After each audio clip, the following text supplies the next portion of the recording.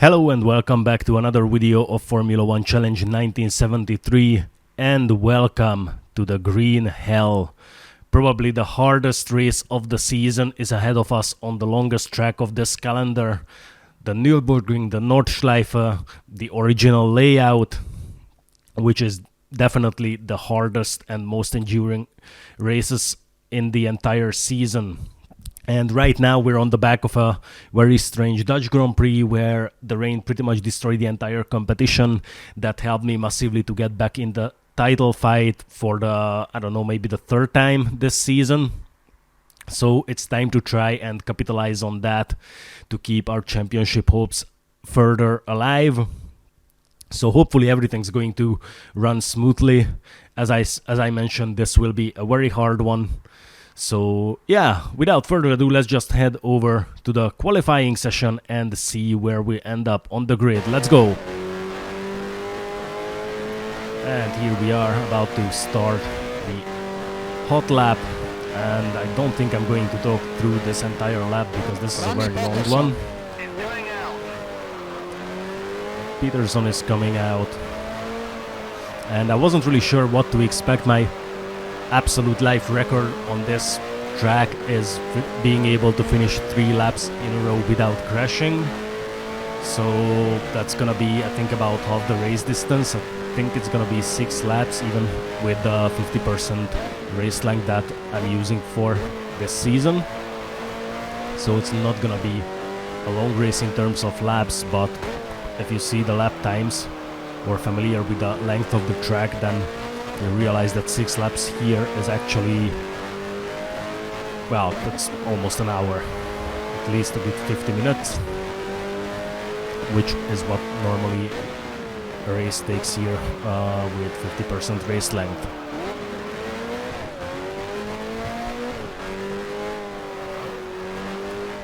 And the car feels really good, however the settings were not very optimal. When I did this lap, I changed them slightly afterwards, but I didn't do another hot lap because I just didn't want to. So I took what I got from this single lap, and you can already see it's already more than a minute.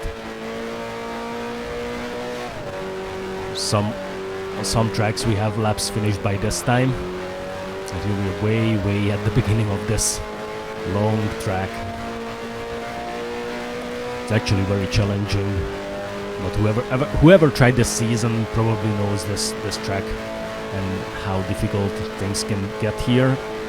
And I'm already slightly worried ahead of the race because you can see it's very narrow, so overtaking is gonna be a difficult task.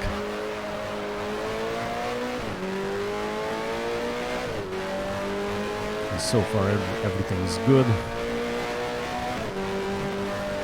We're over the 2 minutes mark yet, just now.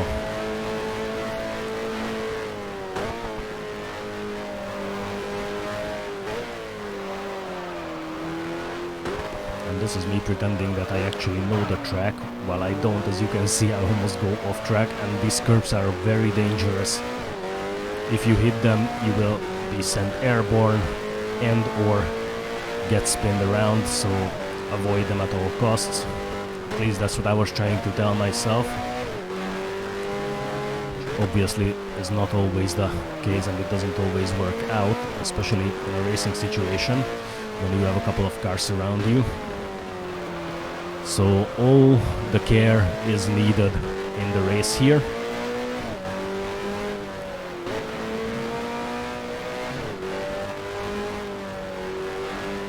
Still struggling to memorize the track. And this feels like more of a rally track when, you know, as a track racer you see the same corner 1,000 times, and when you're rallying you see 1,000 corners once. Now here you can see 1,000 corners multiple times. It's just so difficult to remember every section of this track.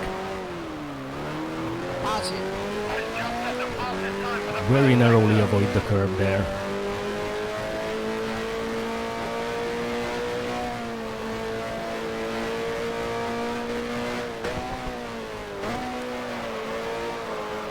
Pace in the meantime did a fastest first sector. So that means his time was faster than mine. Not surprising. I'm just trying to survive here, and that's probably gonna be the main goal of this race, just to survive. And as a secondary objective to try and get some points for the championship.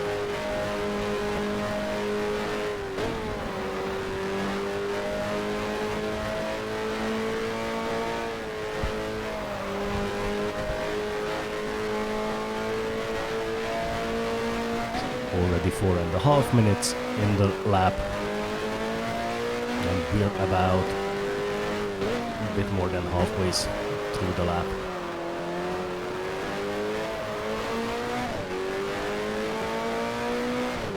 And I was also having some hardware issues, and that will be remaining for the rest of the season. That's a big mistake there. I always forget about this section. So I'm having some hardware issues which will remain for the rest of the season.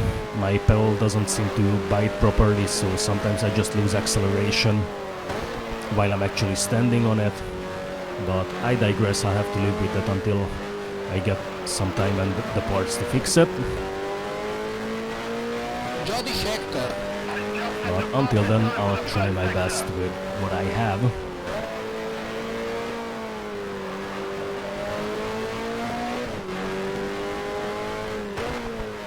Such a long lap, seriously. But I got lucky because I was the first to come out for the hot lap, so I don't have any traffic in front of me, which is definitely a good thing. I don't have to pay attention to anyone in front of me.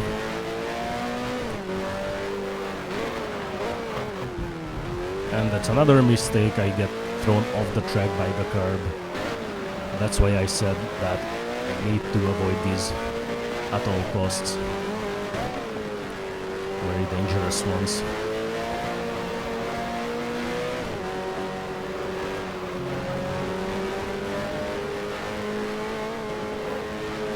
And as you can see in the mirror, not now, that's one of the Lotus cars. I'm not sure who, I think maybe Ronnie Peterson.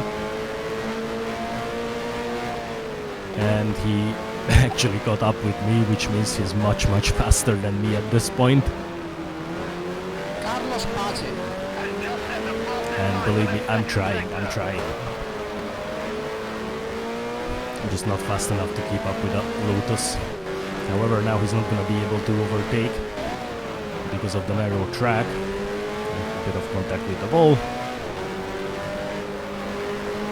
So this is already turning into a pretty difficult one, and we haven't even started racing yet.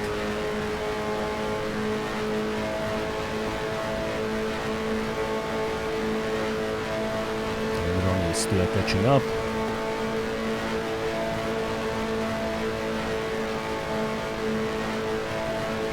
And here my car simply refuses to go faster than that.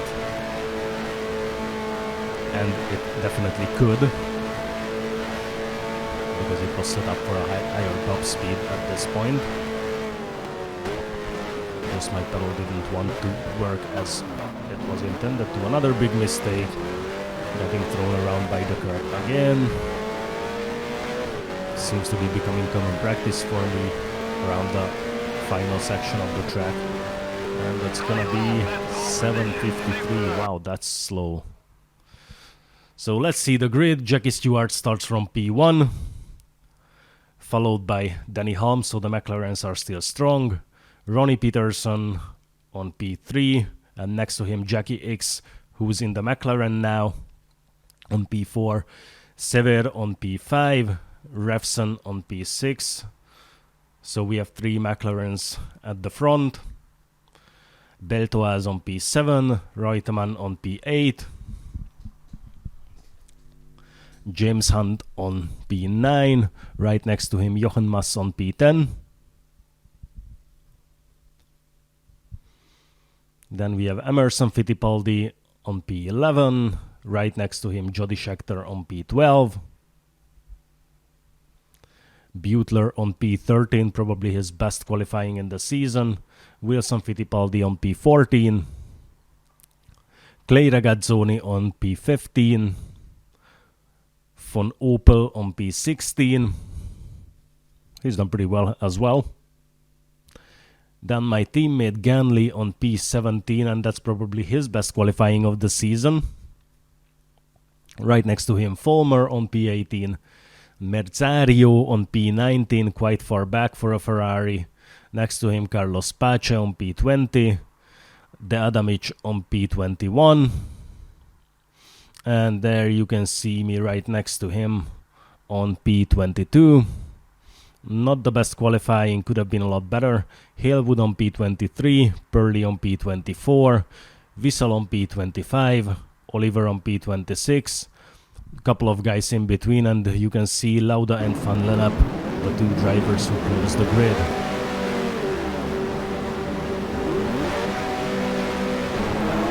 And the lights are out, and it's time to do some racing, and I get a pretty good start.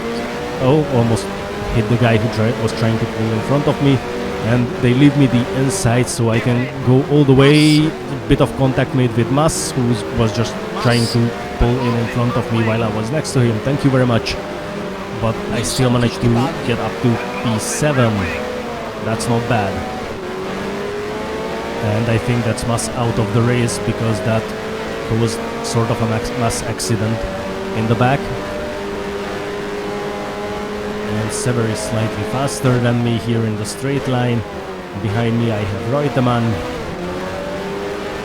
Hopefully he doesn't try anything this time, because I don't want to repeat an incident we had in France.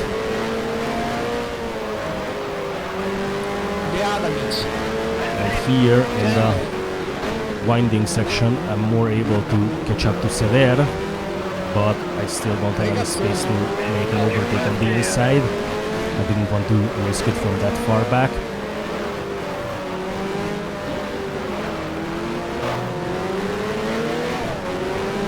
I'm still trying to avoid these curbs. I'm looking on the inside, but again it's too risky, especially with the curb. If I hit that a bit harder, it will send me off the track, like on the other side of that barrier.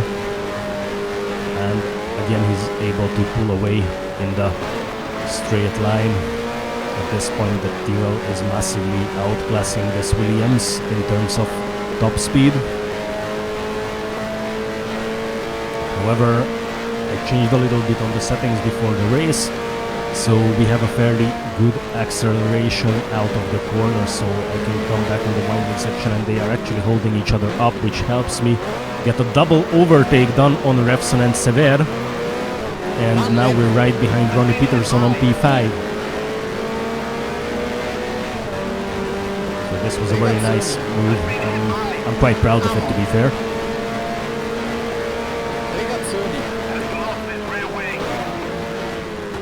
Regazzoni lost his rear wing. If there is a section of the track where I will crash out, it's gonna be here. Not this time though, and I'm still behind Peterson within 1 second, and so is Revson to me. So we're all pretty close to each other, and you can see the top three right there in the front.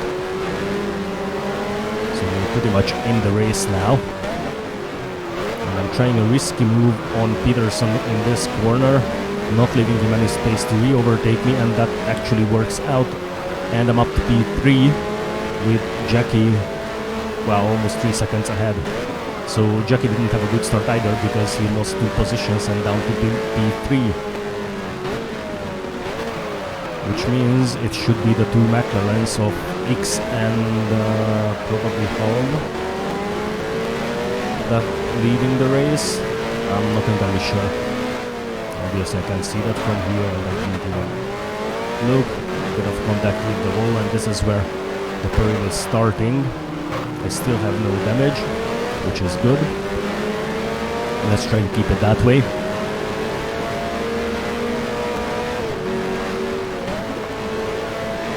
However, this gives Jackie the opportunity to pull away and make a gap of almost 3 seconds, while I still have Peterson sitting right on my gearbox within half a second.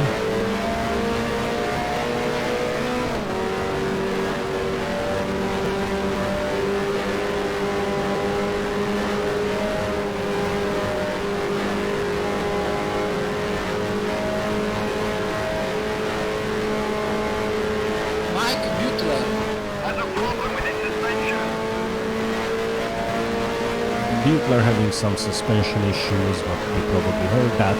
Mike Butler. Now he's out of the race. Let's hope I don't follow suit. And Peterson is pretty close again. Just 3 tenths, 4 tenths. I actually got the better exit of this corner, so I can pull away now. Again, I forgot about this section, bit of contact with the wall again. At this point the damage I'm taking here will catch up to me. And Jackie is more than 4 seconds ahead by now. So I may not end up being in that podium fight.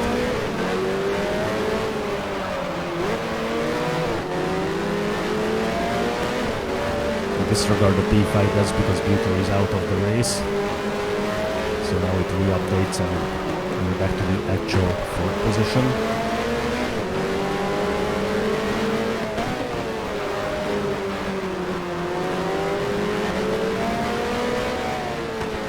And Jackie is more than 5 seconds ahead now. A bit of a mistake, got thrown off by the curb.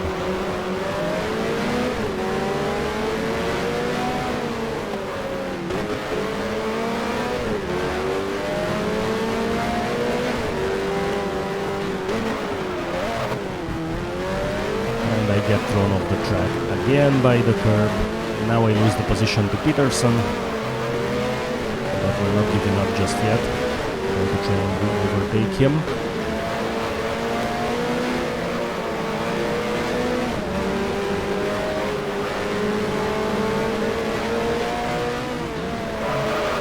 And I get sent airborne, then off the track, spin around, and then just fly off the track to the other side of the barrier, and this was it. That's how this race ends.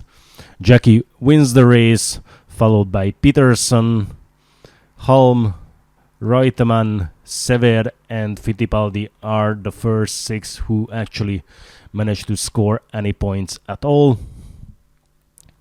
And then behind them we have the rest of the drivers, and unfortunately none of our teammates are even close to the points, and we have a couple of drivers who didn't finish. You can see that there at the bottom. I was actually the second one to crash out of this race. Actually, not too long after Butler did. So yeah, this didn't really go according to plan. This was definitely not what I wanted. Well, it is what it is. That's racing. Sometimes these things happen. So I think it's just time to move on and just focus on the next couple of races ahead to keep those championship hopes alive. So let's have a look at the driver standings. Here you can see Jackie increased his lead again. Now it's 13 points ahead of me. And it's Denny Hulme and Peter Revson. And actually, yeah, those two for McLaren catching up as well, pretty close to each other as well. Let's head over, have a look at the constructors standings, where McLaren got ahead of us by 8 points, and Tyrrell is still leading by a large margin with 75 points, sitting confidently on the top of the constructor standings. So yeah, this was the 1973 German Grand Prix. Definitely not what I was expecting, but it is what it is. Thank you very much for watching, and I'll see you at the next race in Austria. Goodbye.